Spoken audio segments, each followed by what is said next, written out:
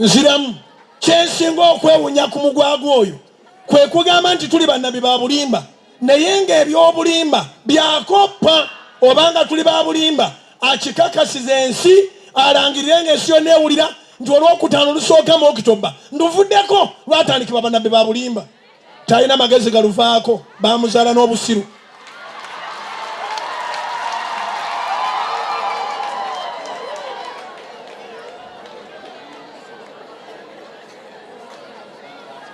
N'olwekyo komyawo eno obwongo twakakola independence night 8 kasookedde awo sope yetandika kubira Mukama engalo ez'amaanyi. Sitera kumwanukula kubanga obwongo bwe bunafu waddembe okutandika okusalanga obutambi n'akuba omanyi Katonda baba yakuwadde n'omukutu ogutali gugwoyogererako nanyini gwo kasitaba munafu bw'aba talina byakwogera saayo bibyo ng'obwongo tibumugamba nti bagenda kunoonya ebiramba bwe biri gw'okuba bya bitundu kubira Mukama engalo ez'amaanyi nga tetunagenda mu independence night twagala okukolangayo olukungana era guno omwaka omugwagwa kamubulire gye tulaga agoberere bulungi tugenda Mbarara kubira Mukama engalo ez'amaanyi obanga amagezi ogazze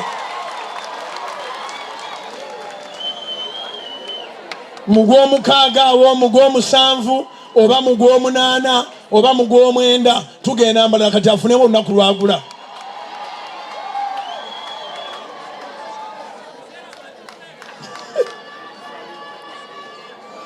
Twagala actually tubadde nnyo mu Eastern Uganda twagala gendako mu Western Uganda bwe tutagenda Mbarara tujja genda Fort Portal bwe tutagenda Fort Portal tunagenda e Kabale naye nga tuteekwa okgenda mu Western Uganda.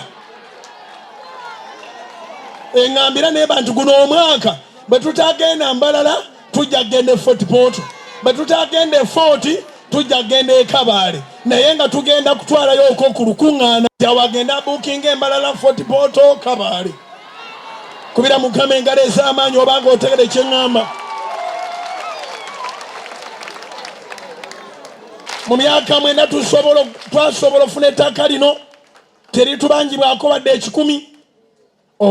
Mu myaka 9 tukubye plani neggwa okusasulira tunatera ogijjayo mu KCCA twongeddeko ebintu bingi swimming pool kwerisi yakuwugiramu naye ogendamu n'okiringa mpola mpola naye nga swimming pool eyo ejja kuba yakubatirizaamu naye si yakuwugiramu tetwagala bantu bali mu bupale bokka ku church naye nga bw'onoobanga olina gw'odeetinga tujja kusaawo obutebe eno church ekkiriza mu boyfriend and girlfriend kubira Mukama engalo ez'amaanyi era bw'ojjanga oli muwulu n'omala kuno omwaka mulamba nga tonafuna akugambako jangu otubuulire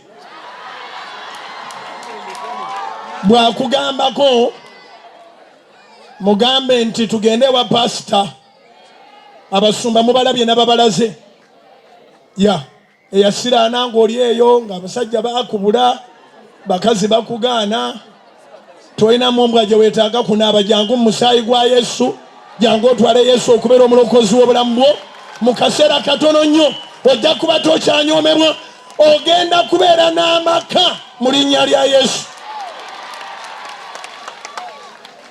Gano amawulire malungi eri obwakabaka bwa Katonda ate twagala okutegeeza n'abatuwalana ne mutwogerera buli bigambo byonna ne be mbadde siwulirangako nga boogera nali nteekamu ekitiibwa pasita akola ebibye yabivuddeko ali ku bujingo ekyo nze tekyamunzigisizaamu kitiibwa nsigala muwa ekitiibwa wadde yakwata Teddy n'amuteeka ku TV n'atankubira simu n'atanoonya n'atantumira muntu n'atampandiikira n'amaliriza ne kaakati amukoledde obuweereza era ng'akyagamba nti nze mu bibo be bamalayika.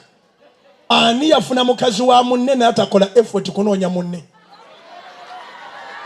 wabula kati mbabuulira sikyayagala ndi bulungi kubira Mukama engalo ez'amaanyi ngambye eki sikyayagala ndiki sikyayagala ndiki naawe ondaba kubira Mukama engalo ez'amaanyi obanga okiwulidde. Nasirika Sandi byogeddeko ebyo naye nali sisuubira Kayanja kuva mu kitiibwa kye atambule ng'agamba nti ndi kalti. Nze omu ku bantu abaayiwawo omubiri nga bamulangira ebisiyaga.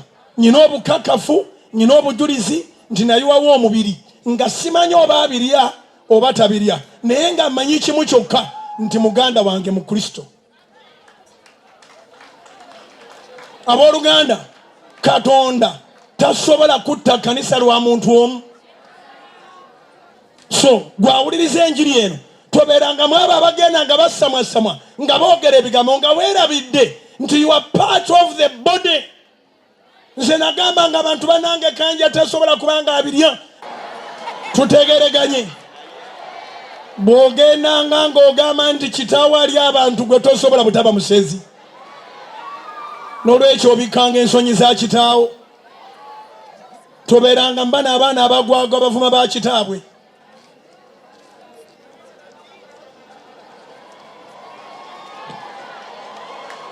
N'olwekyo Profesa Simeon Kayo atuuse kubira Mukama engalo ez'amaanyi abo be bazadde abalimu obwongo zinkubire waggulu zinoge.